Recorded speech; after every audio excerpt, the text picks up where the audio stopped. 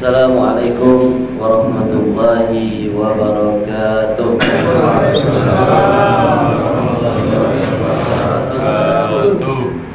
Innal hamdalillah nahmaduhu wa nasta'inuhu wa nastaghfiruh wa na'udzu billahi min shururi anfusina wa min sayyiati a'malina. May yahdihillahu fala mudilla lahu wa may yudlilhu falan tajida lahu waliyyan mursyida. Asyhadu an la ilaha illallah wahdahu la syarika lah wa asyhadu anna Muhammadan abduhu wa rasuluh allazi la nabiyya ba'da. Amma ba'd. Bapak-bapak, ibu-ibu, jamaah Masjid Surah Pasar Benai yang semoga selalu dirahmati oleh Allah Subhanahu wa taala.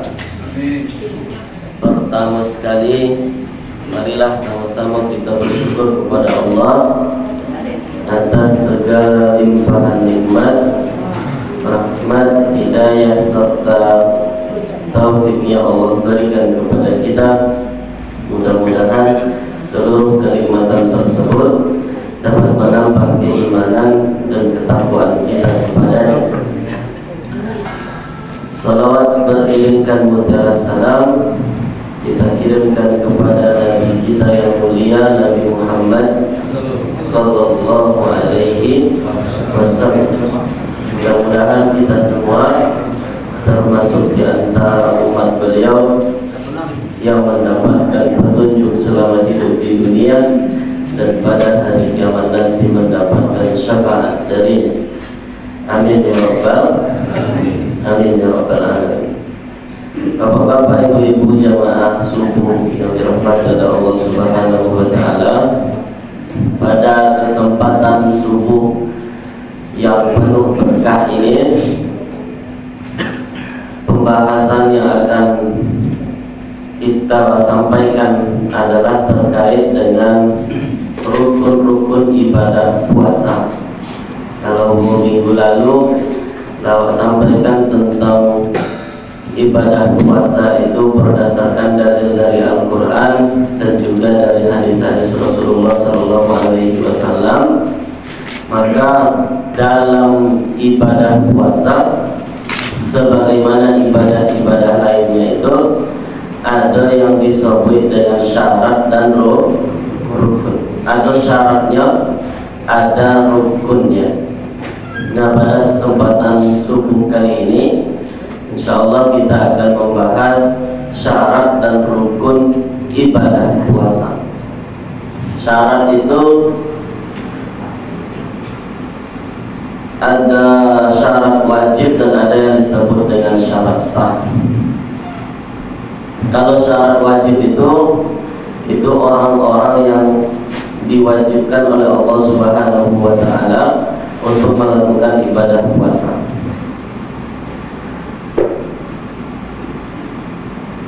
Syarat wajibnya ada 5. Yang pertama, beragama Islam. Orang yang wajib berpuasa itu syaratnya yang pertama adalah beragama Islam. Rasulullah sallallahu alaihi wasallam dalam sebuah hadis menyebutkan buniyal Islamu ala khamsin. Islam itu dibangun di atas 5 perkara atau di atas 5 rukun. Syahadatu an la ilaha illallah, kesaksian bahwasanya tidak ada Tuhan kecuali Allah dan Muhammad adalah Rasulullah. Iqamatis shalah, kemudian mendirikan salat. Kemudian shaumu Ramadan, kata Rasulullah, berpuasa pada bulan Ramadan. Nah, maka Islam menjadi salah satu syarat wajib seseorang untuk berpuasa, beragama Islam. Bagaimana kalau ada seandainya orang yang tidak beragama Islam melaksanakan ibadah puasa? Secara hukum duniawi tidak bisa larang. Kalau dia hendak beribadah ikhtiar, misalkan ingin melakukan ibadah puasa, tetapi secara hukum syariat pada hakikatnya ibadah puasanya tidak diterima oleh Allah Subhanahu wa taala. Karena syarat wajib seseorang untuk berpuasa itu haruslah beragama Islam. Itu yang pertama. Kemudian yang kedua, balik berakal. Balik berakal. Biasanya digabungkan dengan orang balik dan berakal. Kalau balik itu apa Pak? Balik itu secara bahasa artinya sampai. Balagha yablughu berarti sampai. Balik itu artinya telah sampai usianya, telah sampai usia dewasa tertentu. Kemudian berakal. Berakal itu berarti dalam kondisi sadar, dalam kondisi memiliki kesadaran penuh. Artinya orang yang tidak sadar, yang tidak penuh akalnya juga tidak diwajibkan untuk ibadah puasa, juga tidak diwajibkan untuk ibadah puasa. Kemudian yang keempat, kalau yang keempat khusus untuk perempuan, bebas dari haid dan nifas, bebas dari haid dan nifas. Yang kelima, memiliki kemampuan. Jadi ada 5 syarat wajib ibadah puasa itu Pak Go.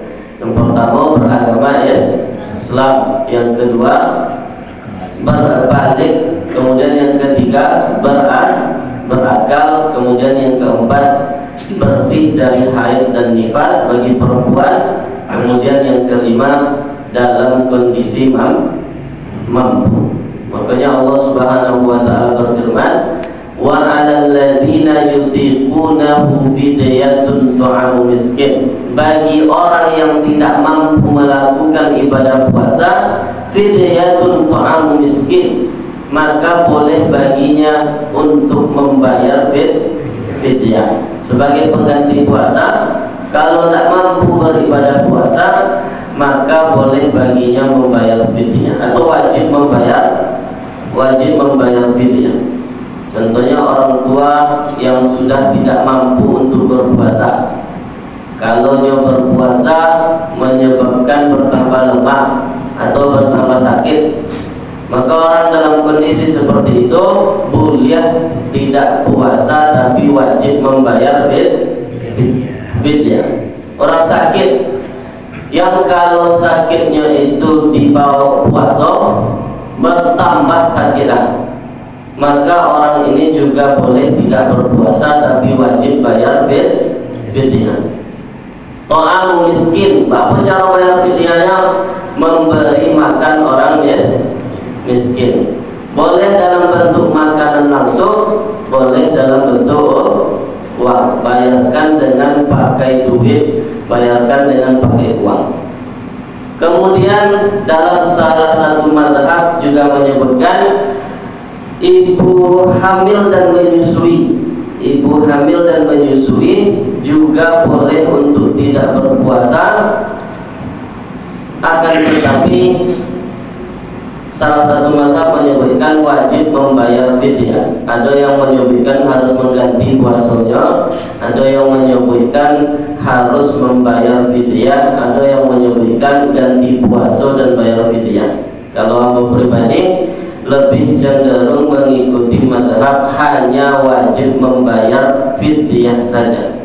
Ibu hamil dan menyusui hanya wajib membayar fidyah saja, tidak diwajibkan untuk mengqadha atau mengganti puasanya, kecuali wanita haid. Kalau wanita haid dan nifas tadi itu ya wajib menggantinya. Bapak-bapak, ibu-ibu yang dirahmati oleh Allah Subhanahu wa taala, itulah 5 syarat diwajibkannya seseorang melaksanakan ibadah puasa. Iko masuk dalam rukun puasa. Rukun puasa yang pertama, orang yang berpuasanya itu memenuhi 5 syarat wajib tadi. Rukun puasa yang kedua, niat. Segala sesuatu ibadah itu pasti tergantung kepada niatnya. Rasulullah bersabda dalam hadis yang diriwayatkan oleh Umar bin Khattab radhiyallahu taala anhu, "Innamal a'malu binniyat." Sesungguhnya segala amal perbuatan itu tergantung kepada niat.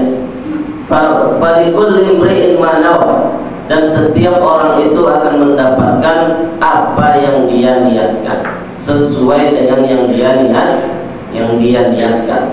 Maka yang pertama harus ada niat di dalam melaksanakan ibadah puasa. Karena niat itu salah satu tujuannya tafriqun bainal ibadat wa bainaha wa bainal adat. Niat itu membedakan antar ibadah. Kemudian niat itu membedakan ibadah dengan kebiasaan biasa. Misalkan kalau ambil contoh, ambo misalkan punya duit 100 juta, kemudian ambo hadiahkan kepada orang yang membutuhkan 2.500.000. Di kesempatan lain adalah orang punya duit 100 juta, dibayarkan 2.500.000. Yang pertama bapak caranya terhitung zakat, yang kedua bapak caranya terhitung sedekah. Salah satu yang menentukannya adalah niat. Salah satu yang membedakannya adalah niat. 2.500.000 itu kan zakat itu 2,5%. Maka ibaratnya duit 100 juta berarti harga nisab zakat itu 85 gram emas. Harga 1 gram emas berapa gini, Bu? Hah? Anggaplah 1 juta. 1 juta. Anggap 1 juta 1 gram. Anggap 1 juta. Maka berarti kalau ada duit 100 juta itulah sudah sampai nisabnya, sudah sampai batas zakatnya. Kemudian lewat 1 tahun wajib zakat, wajib mengeluarkan zakat. Dikeluarkan zakat 2.500.000 dalam 1 tahun. Salah satu yang membedakannya adalah niat yang membedakan uang yang keluar 2.500.000 tadi sebagai zakat dengan 2.500.000 sebagai sedekah biasa atau pemberian biasa. Apa yang membedakannya? Salah satunya adalah niat. Kemudian niat juga membedakan antara ibadah dengan kebiasaan. Misalkan mencuci muka, mencuci tangan, mencuci kepala, dan mencuci kaki. Itu bisa jadi ibadah, bisa jadi kebiasaan biasa. Apa yang membedakannya? Adalah niat. Kalau kita berniat membasuh muka, membasuh tangan, membasuh kepala, dan membasuh kaki itu sebagai wudu, maka dia berubah menjadi ibadah. Kalau hanya sekadar membersihkan saja tanpa ada niat untuk berwudu, maka dia hanya menjadi kebiasaan membersihkan. Maka salah satu fungsi niat adalah tafriqun bainal ibadat wa bainaha wa bainal adat.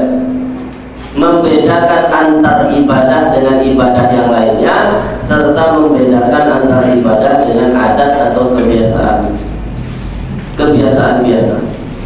Bapak-bapak, ibu-ibu yang dirahmati oleh Allah Subhanahu wa taala, itu permasalahan niat. Innamal a'malu binniyat wa likulli imri'in ma nawa. Segala sesuatu itu tergantung kepada niatnya, dan setiap orang akan mendapatkan sesuai dengan yang dia niatkan.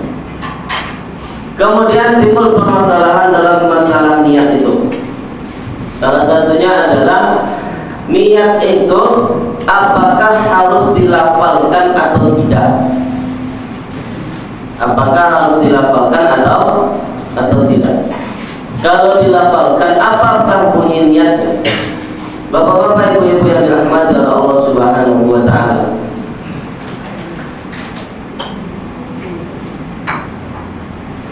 di buku Profesor Dr. Wahbah Suhaimi, beliau menuliskan salah satunya tentang masalah niat itu, an-niyatu mahalluhal qalb. Niat itu di mana sampai pada dasarnya, Pak? Niat itu pada dasarnya ada di hati. Niat itu pada dasarnya ada di di dalam hati. Secara bahasa pun niat itu berarti al-qasdu, maksud, tujuan. Kalau maksud dan tujuan itu adanya di dalam hati, itu niat pada dasarnya. Niat pada dasarnya itu tempatnya ada di dalam hati. Itu dasar niat, tempatnya ada di dalam hati. Misalkan kalau dalam kebiasaan sehari-hari kalau hendak pergi ke suatu tempat, ada tak keinginan di dalam hati, Pak? Misalkan pagi hari hendak pergi ke pasar, keinginan pergi ke pasar itu awak sobuikan atau ada di dalam hatinya dulu? Pertama kali keinginan itu ada di dalam hati.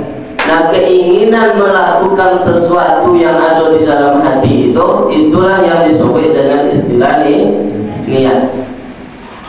Kadang disobekkan, kadang tidak disobekkan.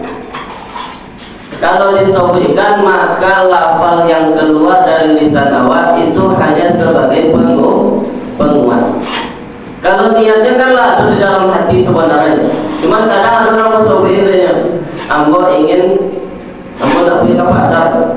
Nah, itu niatnya dia sampaikan lewat lisan.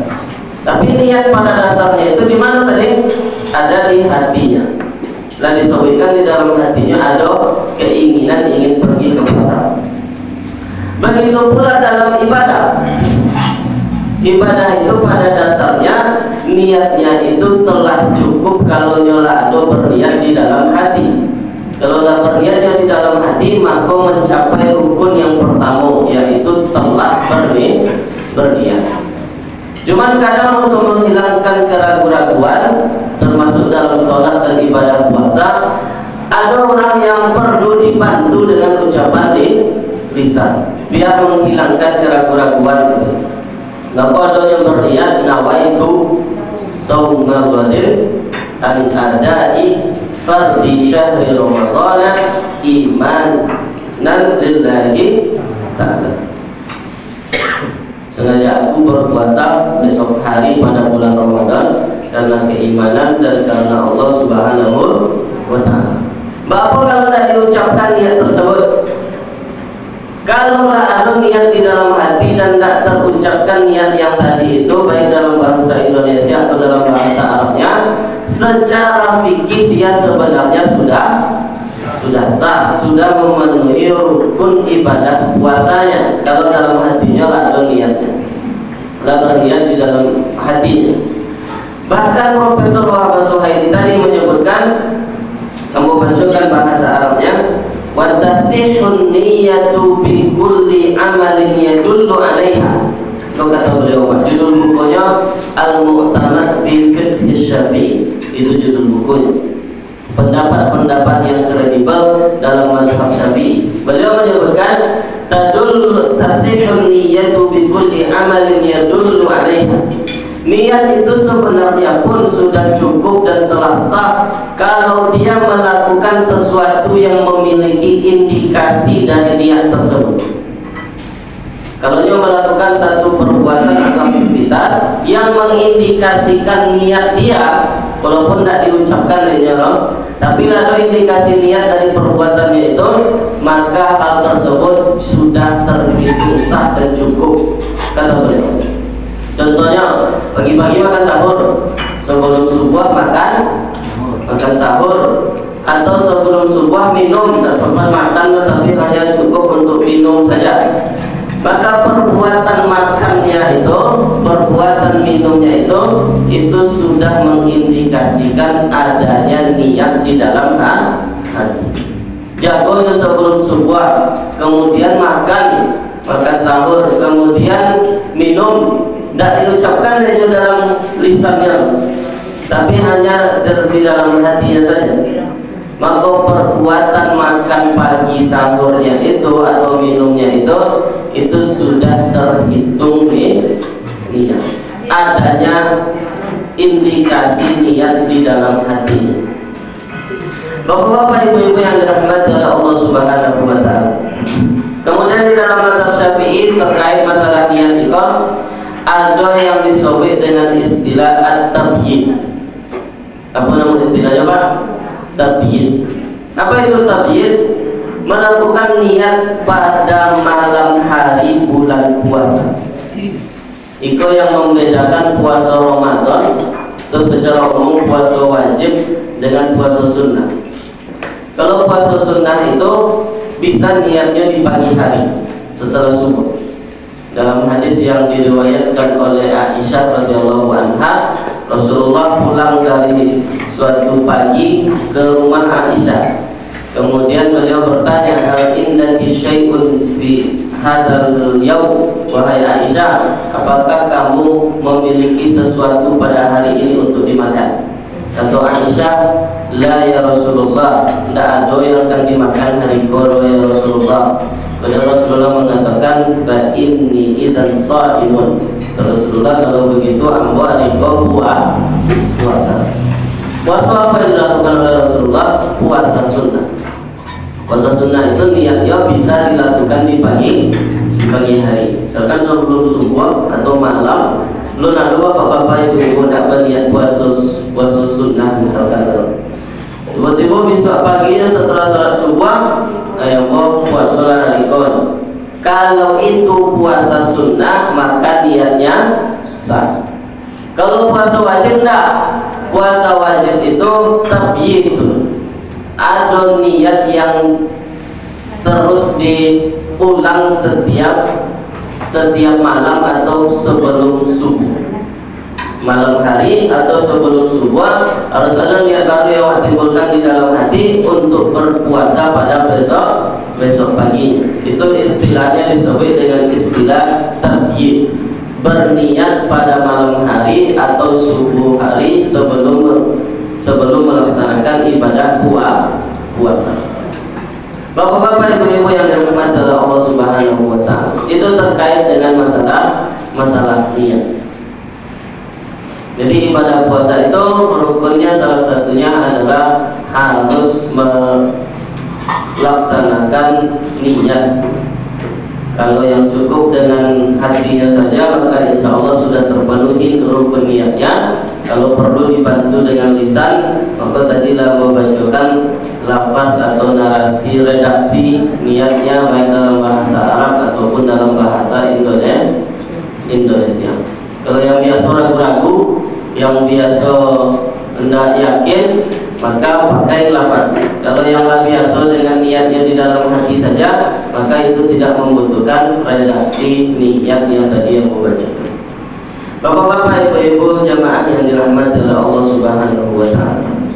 Rukun selanjutnya, rukun yang ketiga dan terakhir dari ibadah puasa itu adalah menahan diri dari segala hal yang membatalkan ibadah puasa.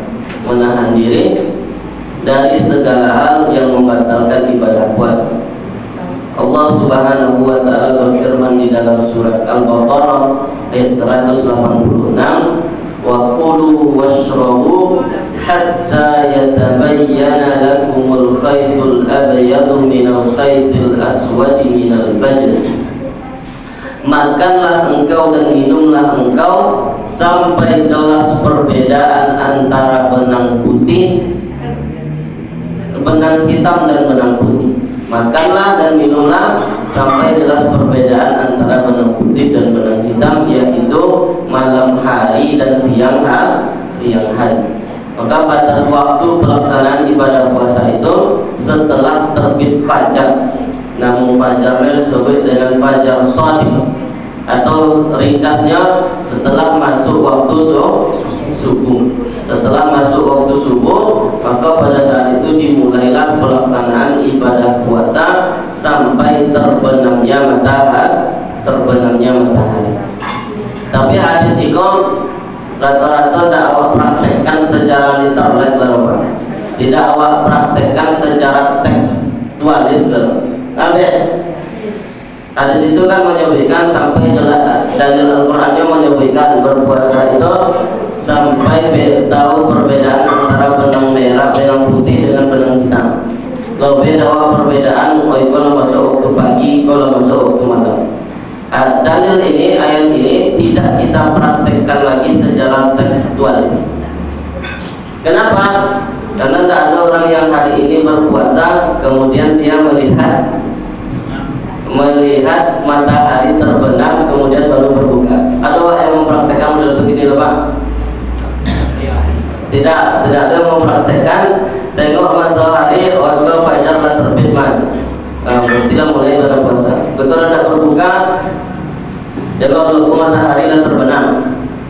Tidak ada yang mempraktekkan seperti teks yang tertulis di dalam dalil Al-Quran atau hadis. Tapi semua kita pada hari ini kalau tidak sahur kemana nengoknya? Nengok ke matahari atau nengok ke jam? Nengok jam. Kalau tidak berbuka kemana nengoknya?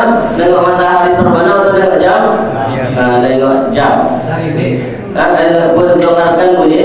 Dengarkan bunyi serini. Jadi patokannya pada hari ini tetap berdasarkan dalil ini, tetap berdasarkan dalil Al-Quran, tetapi tidak secara tekstualis, akan tetapi secara pemahamannya. Pemahamannya apa? Beda antara benang merah dan benang putih itu masuk dan keluarnya waktu. Lah datang waktu fajar. Kalau dulu terpenandalnya tidak ada pakai jam. Dengan melihat kondisi alam itu terbenamnya matahari. Kalau dulu dengan melihat kondisi alam, tapi pada hari ini cukup dengan melihat jam. Sholat pada itu loh. Sholat itu kalau tengok hadisnya itu menyebutkan semuanya pakai kondisi alam. Rasulullah menyebutkan waktu sholat asar, sholat zuhur kata Rasulullah mengatakan waktu sholat zuhur itu adalah ketika matahari telah tergelincir sedikit. Kemudian waktu sholat asar ketika bayangan suatu benda, kata Rasulullah menyebutkan dalam hadisnya waktu sholat asar itu adalah idza kana dhillu syai'i, kalau seandainya bayangan suatu benda itu telah melebihi bendanya. Nah ini Allah kalau nak melaksanakan sholat asar, ada yang menegakkan tiang di halaman masjid kemudian menengok bayangan tiang tersebut. Ada yang melakukan itu? Tidak. Semua kita pada hari ini mengamalkan hadis ini tidak secara teksnya, tetapi secara pemahamannya dengan cara melihat jam. Tengok jam berbunyi alarm dalam masuk waktu asar. Subuh pun demikian, kita tidak melihat fajarnya sudah terbit atau belum, tetapi kita hanya berpatokan pada jam. Kalau masuk jam 5:07 berarti masuk waktu subuh. Bapak-bapak, ibu-ibu yang dirahmati oleh Allah Subhanahu wa taala, terakhir yang perlu kita kuatkan atau ingatkan pada yang berkaitan dengan waktu melaksanakan ibadah puasa itu adalah waktu imsak. Imsak itu kalau kebiasaannya adalah 10 menit sebelum subuh. Kemudian timbul pertanyaan, apakah 10 menit sebelum subuh itu imsak itu masih diperbolehkan untuk makan dan minum? Maka jawabannya adalah masih diperbolehkan makan dan minum. Para ulama atau guru-guru awal dulu membuat 10 menit sebelum subuh itu dalam rangka kehati-hatian, dalam rangka sikap hati-hati. Ada 10 menit sebelum subuh takut tidak cukup untuk makan dan minum, maka dibuatlah batas waktu. Itu berdasarkan hadis Rasulullah SAW. Rasulullah itu makan sahur dan jarak makan sahurnya dengan sholat subuh dalam sebuah hadis disebutkan sekitar 50 ayat. Kemudian dikalkulasikan oleh para ulama 50 ayat itu kalau baca standar maka ibaratnya adalah lebih kurang 10 menit. Maka 10 menit itu bukan batas akhir waktu makan sahur, tapi adalah waktu berhati-hati. Kalau ibarat lampu merah di jalan, itu belum lampu merah, baru lampu kuning. Kalau lampu kuning berhati-hati, sudah mendekati waktu sahur. Kalau sudah azan subuh, berartilah masuk waktu subuh. Disitulah mulainya pelaksanaan ibadah puasa kita. Bapak ibu-ibu yang dirahmati oleh Allah Subhanahu wa taala, demikian kiranya yang dapat kami sampaikan berkaitan dengan syarat dan rukun ibadah puasa. Mudah-mudahan dapat memberikan manfaat dan pemahaman bagi kami pribadi, terutama dan juga bagi jemaah sekalian, yang menguatkan ibadah puasa yang insyaallah akan kita laksanakan beberapa minggu lagi. Mudah-mudahan Allah berikan kita umur yang panjang dalam keberkahannya, sehingga kita bertemu dengan ibadah puasa dalam bulan Ramadan. Amin ya rabbal alamin. Demikian kiranya dapat kami sampaikan. Lebih dan kurang mohon maaf. Billahi fisabilil haq fastabiqul khairat. Assalamualaikum warahmatullahi wabarakatuh. Waalaikumsalam.